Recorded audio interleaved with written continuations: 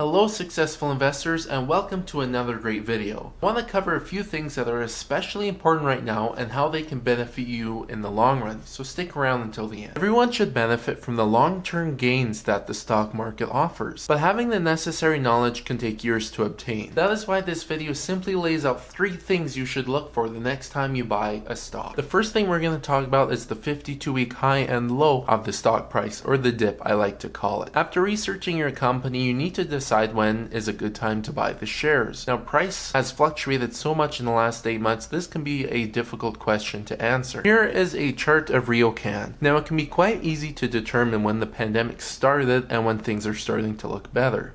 Take RioCan, for example. We peaked at roughly $27.70 and dropped all the way to $14.88. There is quite a difference, but every stock will look similar to this. What we are looking at is where the stock is now. RioCan has not came back up or close to its 52-week high. And this can indicate that the stock still needs to rebound. Keep in mind that past performance does not guarantee future performance, but it does give us an indication of where the stock, if still in good health, where it can rebound. RioCan is still a buy in my eyes, and right now can be a great time to stock up on more shares. But we want to make sure that the company is still in good health. They still need proper cash flows, and they still need to be collecting a large portion of their rent. Even though a stock price might dip, we still need to make sure that the company behind the price is still worth buying. The next tip I want to share is how management handled the pandemic. RioCan is a great example, as they have many investor articles clearly labeling how the company is dealing with less rent, with less in-office staff. RioCan created a new pickup service called Curbside Collect. This gives stores a dedicated place for customers to pick up their packages contactless. I will leave a link down below for you to read those articles, and these actions are important because this pandemic won't be the last thing that this company has to overcome. The third tip I want to talk about today is, did your company cut their dividend? Some companies cut their dividend entirely,